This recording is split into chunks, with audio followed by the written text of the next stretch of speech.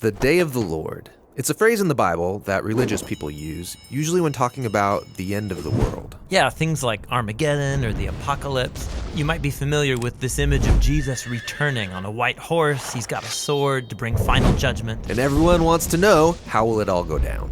So a lot of these images come from the last book of the Bible, but to understand them, you have to go back to the first book. When the story begins, we watch God create an amazing world, and then he gives humans power to rule over it on his behalf. But the humans are tempted by this mysterious, unhuman character who offers them a promise. You could define good and evil on your own terms and put yourselves in God's place. Which is what they do.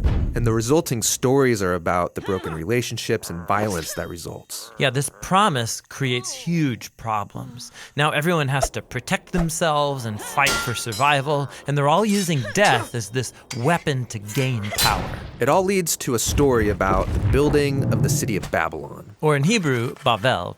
Everyone comes together to elevate themselves to the place of God. And God knows how devastating this could be. A whole culture redefining good and evil as if they are God. So God confuses their language and scatters them. Now from here on, Babylon becomes like an icon in the biblical story. It's an image that represents humanity's corporate rebellion against God. And the next time we see it is in the story of ancient Egypt. Yeah, Pharaoh, the king of Egypt, he feels threatened by these immigrant Israelites. He starts killing all of the boys, enslaving the rest. And this is really evil. Yeah, Egypt's like this bigger, badder Babylon. They take care of themselves at the expense of others by redefining evil as good.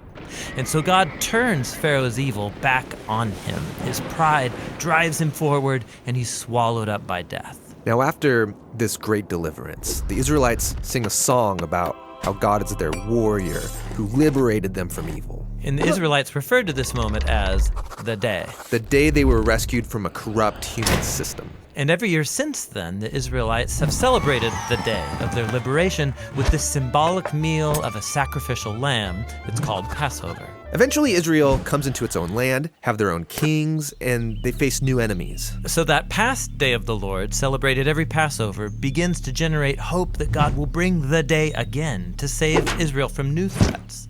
Now, out in the hills was a sheep herder named Amos. He was appointed by God as a prophet to announce shocking news to Israel, that God was bringing another day of the Lord against his enemies, and this time the target is Israel. What?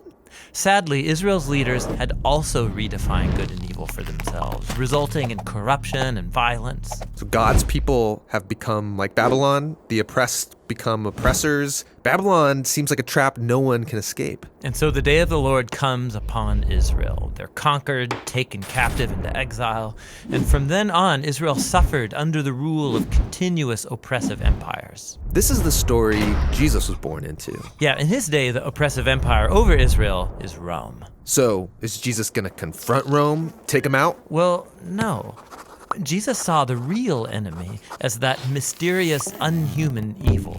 The evil that's lured Babylon, Egypt, Rome, Israel. All humanity has given in to evil's promise of power. This is what Jesus resisted alone in the wilderness when he was tempted to exploit his power for self-interest. But he didn't. And after that, he started to confront the effects of evil on others. Yeah, he started saying that he was going to Jerusalem for Passover for a final showdown to confront the evil of Israel and Rome by dying. Dying? I mean, that feels like losing. Jesus was going to let evil exhaust all of its power on him, using its only real weapon, death. Jesus knew that God's love and life were even more powerful, that he could overcome evil by becoming the Passover lamb, giving his life in an act of love. And something changed that day. When Jesus defeated evil, he opened up a new way for anyone to escape from Babylon and discover this new kind of power, this new way of being human.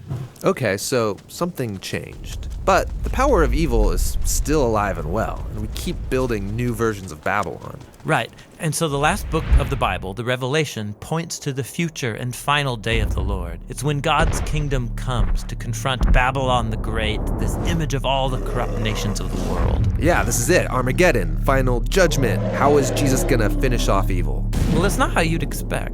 In the Revelation, the victorious Jesus is symbolized by a sacrificial bloody lamb. And then when Jesus does arrive in the end, riding his white horse to confront evil, he's bloody before the battle even starts. Pre-bloodied?